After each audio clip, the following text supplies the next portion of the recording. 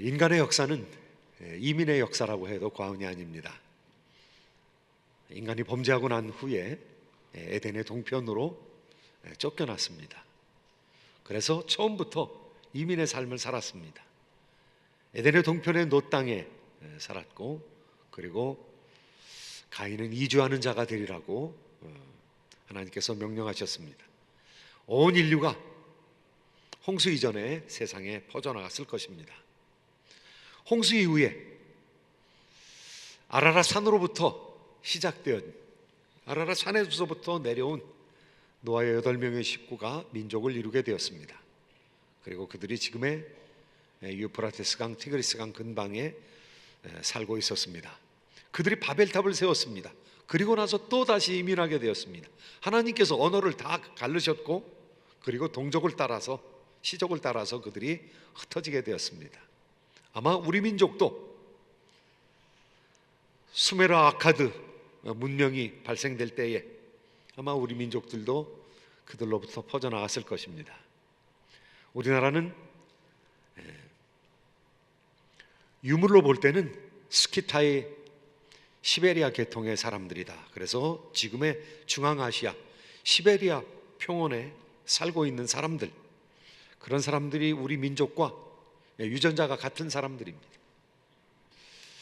중앙아시아에 제국을 세웠던 투르크족들, 돌궐족이라고 하는데요, 투르크, 돌궐, 다 비슷한 얘기입니다.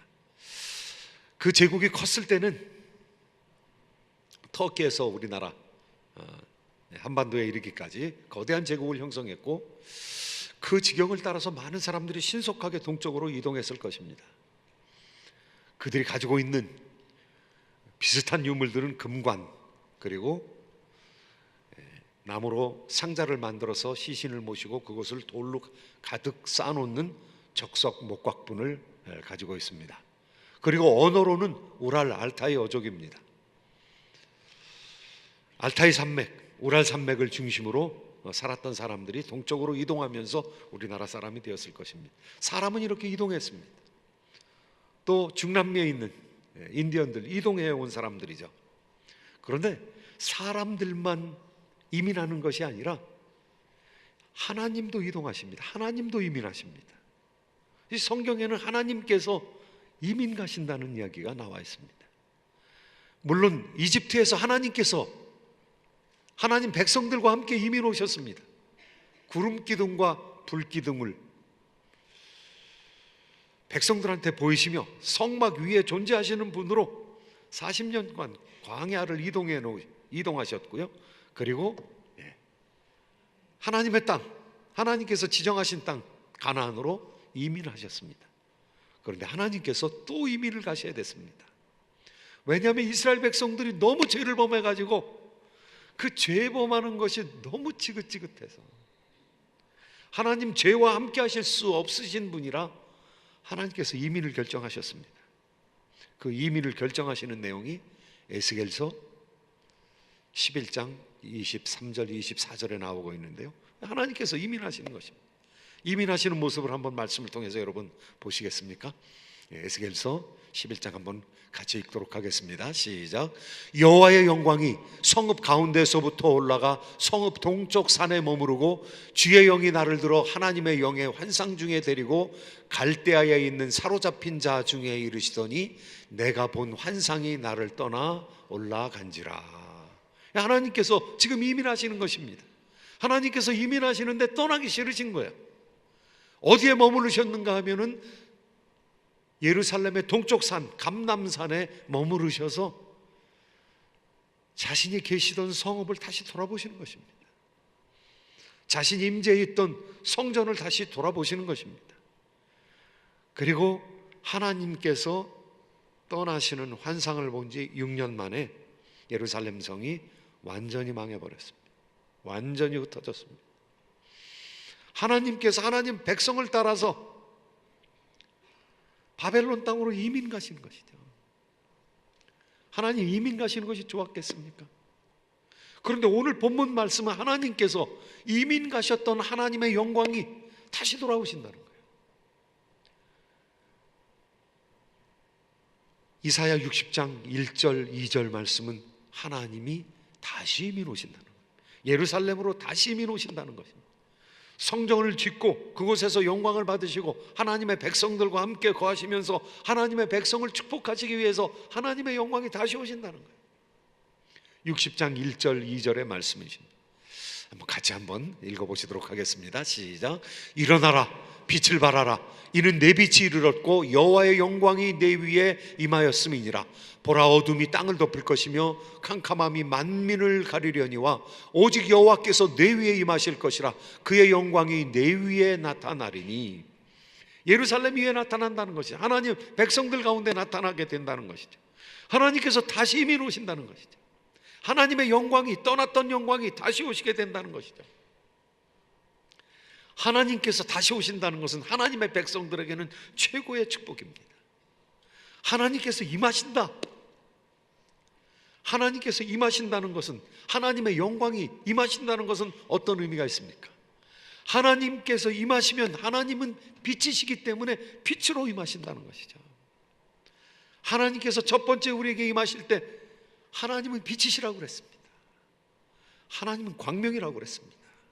하나님은 빛이시고 회전하는 그림자도 없다고 말씀하셨습니다. 빛이신 하나님께서 임하시면 어둠이 물러가게 되어 있는 것이죠. 하나님께서 임하시게 될 때 이 어둠에 속한 사악한 것들이 물러가게 되는 것이죠. 그래서 일어나라, 빛을 발하라. 하나님 백성들로 하여금 하나님께서 빛이시니까 하나님 아버지께서 빛이실 뿐만 아니라 예수님께서는 내가 세상의 빛이라는 것입니다. 내가 생명의 빛이라는, 내가 사랑의 빛이라는 것입니다. 예수님 자신이 빛이라고 말씀하시고 뿐만이 아니라 너희들도 세상의 빛이라는 것이죠. 예수님께서 빛이실 뿐만 아니라 우리들도 빛이라고, 일어나 빛을 발하라고 이렇게 말씀하시는 것이죠. 사랑의 하나님께서 우리 가운데 임하실 때, 하나님의 영광이 임하게 될 때 우리가 빛을 누리게 된다는 것입니다. 이 빛을 누리게 된다는 것은 그냥 물리학적인 빛이 아니라 영적인 빛을 말하고 있는 것이죠. 어둠이 물러간다는 것이죠. 사탄에 속한 것이 물러간다는 것이죠. 이 세상의 죄에 속한 것이 물러간다는 것이죠. 하나님의 영광이 임하게 될 때 우리의 영혼 가운데 빛이 임하게 된다는 것이죠. 구체적으로 말하면요, 하나님의 말씀이 빛입니다. 시편 119편 105절 말씀에 보면 주의 말씀은 내 발의 등이요 내 길의 빛이니이다. 주의 말씀이 빛이라는 거예요. 하나님께서 오시면, 하나님께서 영광 가운데 임재하시면 하나님은 말씀이시거든요. 예수 그리스도는 그 별명이 말씀이시거든요. 말씀하시는 분이시거든요. 그래서 우리 가운데 말씀으로 임재하셔서 우리의 영혼의 방향을 지시하시고 우리에게 안내해 주시고 어둠 가운데서 어떻게 찾아가야 할지 우리에게 내비게이션이 되어 주시고 우리의 도덕적인 결단을 할 때에 바른 결단을 내릴 수 있도록 빛을 비춰주시는 하나님이시라는 거죠. 캘리포니아에 살던 데이빗이라는 사람이 있었습니다. 제가 인터넷에서 찾아보니까 영어는 아무리 해도 찾을 수가 없고요. 한국에서는 이 이야기가 여러 가지로 이렇게 많은 사람들한테 인용되는 것을 보았는데, 이 데이빗이라는 사람이 계속해서 사업에 실패했습니다. 사업에 실패하니까 자살해야 되겠다. 자살을 결심을 했습니다. 그리고 새벽 3시에 일어나가지고 주방에 갔는데 주방에 어머니의 편지가 놓여 있는 거예요. 일리노이의 소인지 교인 어머님의 편지를 보았습니다. 어머니 생각이 났습니다. 죽으려고 생각했더니 어머님 생각이 났고, 어머님의 가장 친한 친구였던, 그리고 오래전에 자기에게 영적인 도전을 주었던 해리엣 아주머니가 생각이 났어요. 그래서 해리엣 아주머니를 생각했더니 어렸을 때 자기에게 희망을 주었던, 말씀을 전해주시던 그 해리엣 아주머니의 약속 상자가 생각이 났습니다. 그 약속 상자에는 성경에 나오는 하나님의 약속을 다 하나씩 적어 넣어서 자기 주변에 있는 아이들이 집에 올 때마다 그것을 하나씩 꺼내가지고 하나님의 축복의 말씀, 약속의 말씀을 나눠주었던 그 생각이 났습니다. 전화를 걸고 싶은 생각이 들었습니다. 그래서 그 새벽에 동부로 전화를 했습니다. 15년 만에 그 아주머니에게 드리는 전화였습니다. 아주머니, 내가 너무너무 어렵고 힘들어서 아주머니 생각이 나서 이렇게 전화 드렸습니다. 지금도 약속 상자를 가지고 계십니까? 그랬더니 지금도 있지만 있고 말고 지금도 계속 약속 상자로 사람들에게 약속을 나눠주고 있지. 저를 위해서 성경 한 구절을 뽑아주세요. 갈급한 마음으로 부탁을 했습니다. 그런데 한 구절을 뽑아서 읽어주었습니다.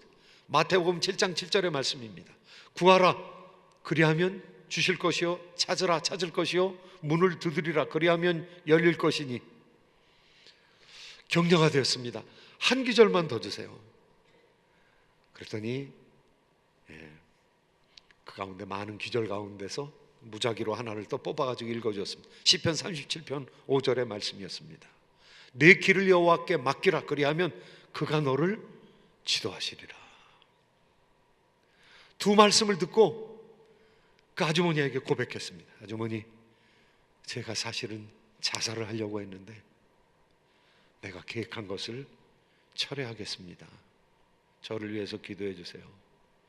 많이 회개하면서 울면서 기도를 했습니다. 그리고 한 구절만 더 주세요. 한 구절을 꺼내서 또 읽었는데요. 마태복음 28장 20절의 말씀입니다. 볼지어다 내가 세상 끝날까지 너희와 항상 함께 하리라. 그 세 가지, 세 구절의 말씀을 가지고 변화되었습니다. 하나님 앞에 나가게 되었습니다. 빛을 발견하게 되었습니다. 소망을 찾게 되었습니다. 다시 삶을 살아갈 수 있는 약속을 발견했던 것이죠. 그런 보물이 어디 있겠습니까? 그런 보물이 성경 말씀 가운데 있는 것이죠. 저도 직업적으로만 성경을 읽는 것이 아닙니다. 제가 목회자 직업, 말씀을 전하는 직업 이전에도 평신도 때도 성경을 읽었거든요. 저한테 가장 커다란 시험은 오늘 읽는 말씀이 별 볼 일 없을 것이다 라는 게 가장 커다란 시험입니다. 저만 읽는 것이 아니라 우리 자녀들이 읽는가 살펴봤더니 거의 안 읽더라고요. 어떻게 그렇게 거의 뺀질뺀질하게 안 읽는지 모르겠어요. 그래서 작년에는 안 되겠다, 이거 나 혼자 읽으면 안 되겠다. 그래서 여러분과 같이 이제 성경 읽기 표를 여러분과 같이 나눠 가졌습니다. 그래서 한 4개월 제가 열심히 읽다 보니까 한 반 정도 읽었는데 가족들이 특별히 아이들이 따라오질 않더라고요. 그래서 다시 시작을 하기로 했습니다. 가족이 회의를 했어요. 그래서 우리 같이 성경 읽자. 하루에 5장 읽고 5일 동안 6일 동안 읽고 30장 읽자.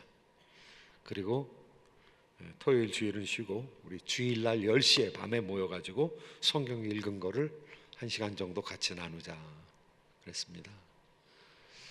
그리고 그냥 하면 안 되니까 돈 내기를 했어요. 돈 내기.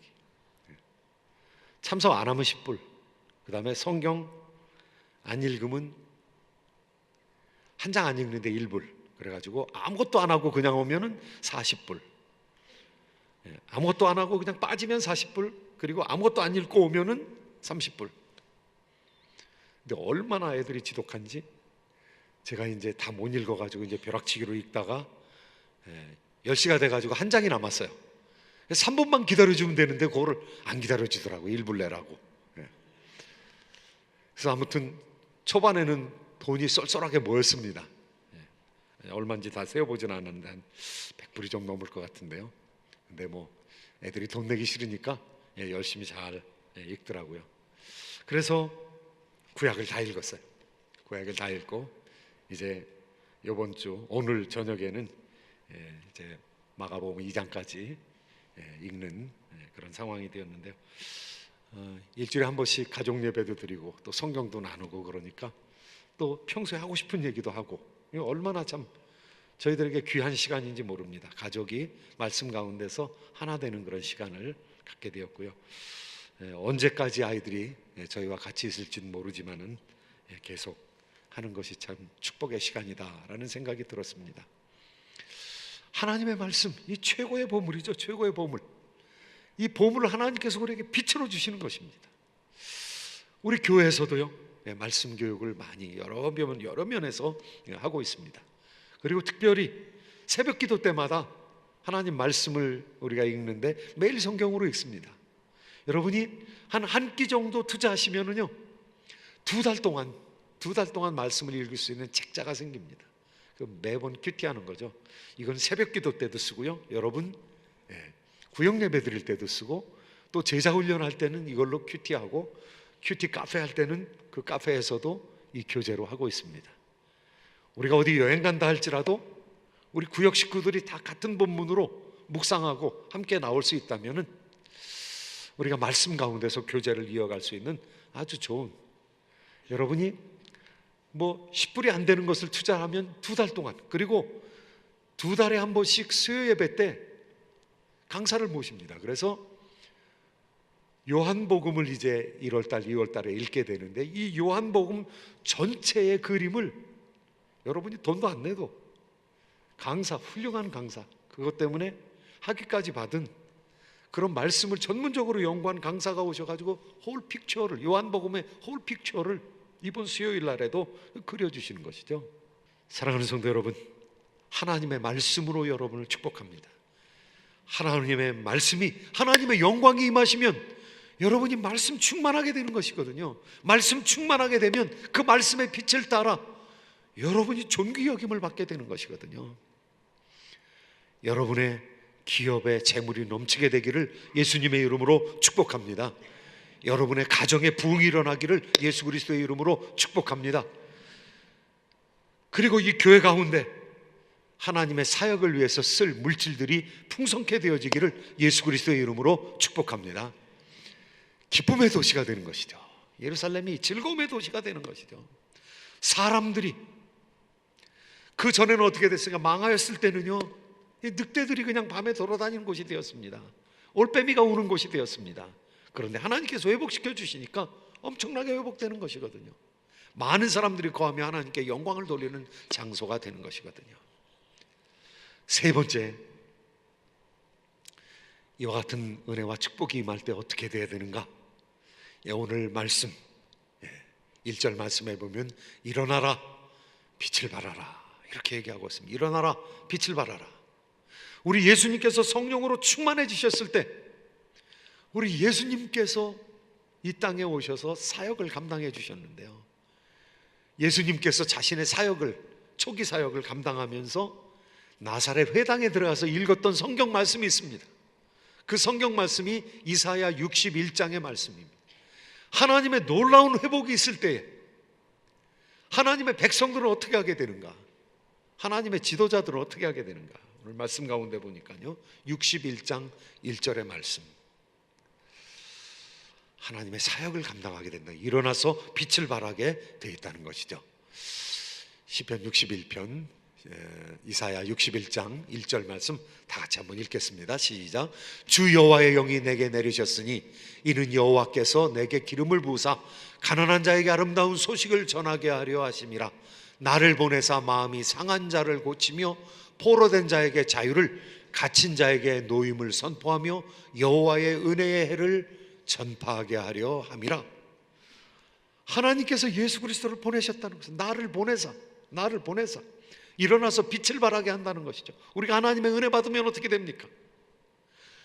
능력을 얻게 되는 거죠. 성령 충만함을 받으면 권능을 가지게 되는 것이죠. 그래서 그냥 머물러 있는 것이 아니라 교회는 모이는 교회도 돼야 되지만 흩어져서 나가는 교회도 되거든요. 우리의 삶 가운데서 우리가 선교적인 삶을 살아가게 되는 것이죠. 빛을 비치게 되는 것이죠. 성령께서 임하심으로 말미암아 우리가 능력을 받게 되는 거죠. 그래서 내 가운데 막혀진 삶이 아니라, 남을 배제하는 삶이 아니라 내가 풍성함을 가지고 열방으로 나가는 삶을 이루게 된다는 것이죠. 여러분이 예수 그리스도께서 이 땅에 두신 선교사인 줄로 믿습니다. 그리고 우리가 선교적인 삶을 살아갈 뿐만 아니라 또 먼 곳에 우리가 나갈 수 없기 때문에 또 선택되어진 선교사님들을 지원함으로 하나님의 영광을 드러내게끔 하는 것이죠. 예수 그리스도처럼 우리도 나가라는 명령을 받았습니다. 그래서 그냥 사는 것이 아니라 열려진 삶을 사는 것이죠. 준비된 삶을 살아가는 것이죠. 이 세상을 향해서 빛을 발하고 일어나서 하나님의 영광을 드러내는 삶을 살아가게 되는 것이죠.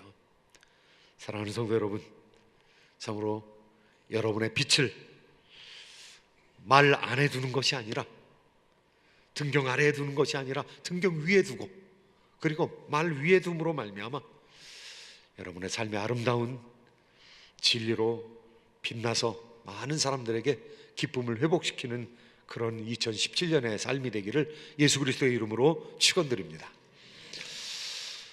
우리 조상들 가운데서 이 주몽이라는 사람이 있었습니다. 이 주몽이라는 사람은요, 이민한 사람입니다.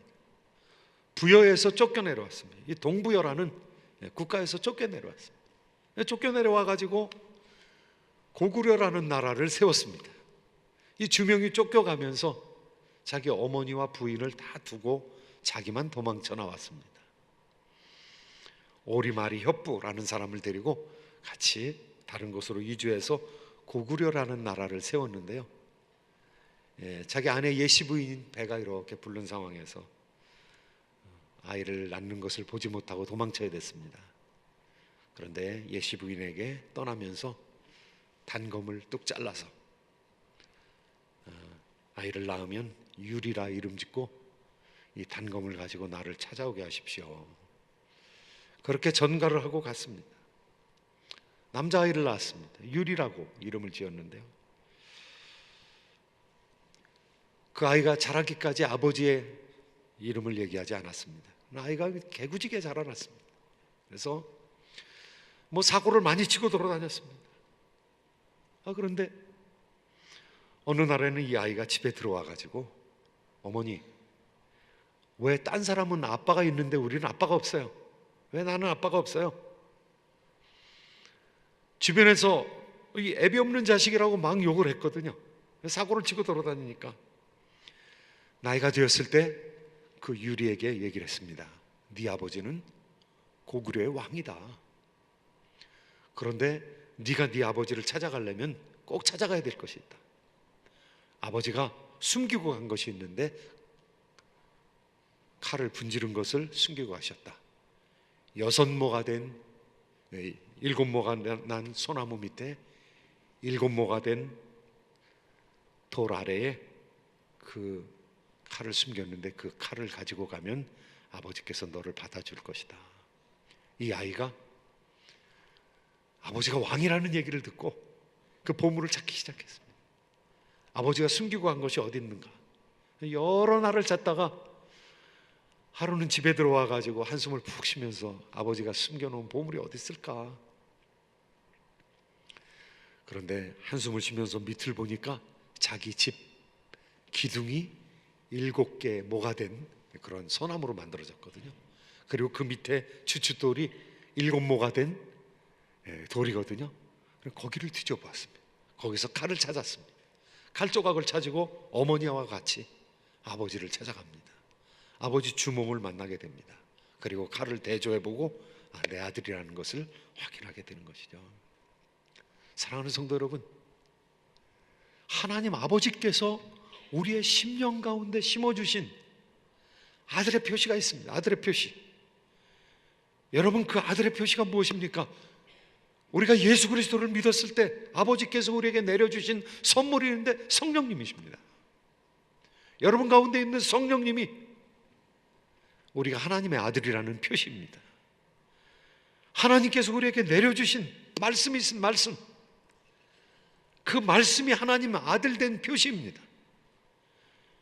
그러니까 우리가 하나님 말씀으로 충만하고 성령 충만해야 되거든요.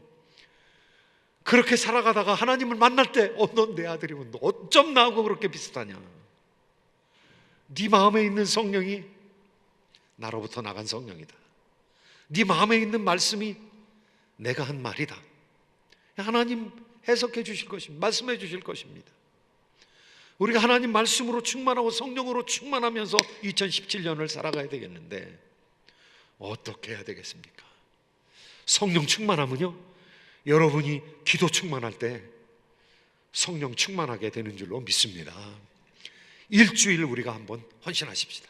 일주일 새벽마다 헌신하시면서 하나님 앞에 나올 때 여러분의 충만함을 통해서 여러분의 가정이 변화되고 여러분의 직장이 변화되고 또 이 교회를 통해서 세상을 도모할 수 있는 그러한 2017년이 우리 가운데 열려지기를 예수 그리스도의 이름으로 축원드립니다.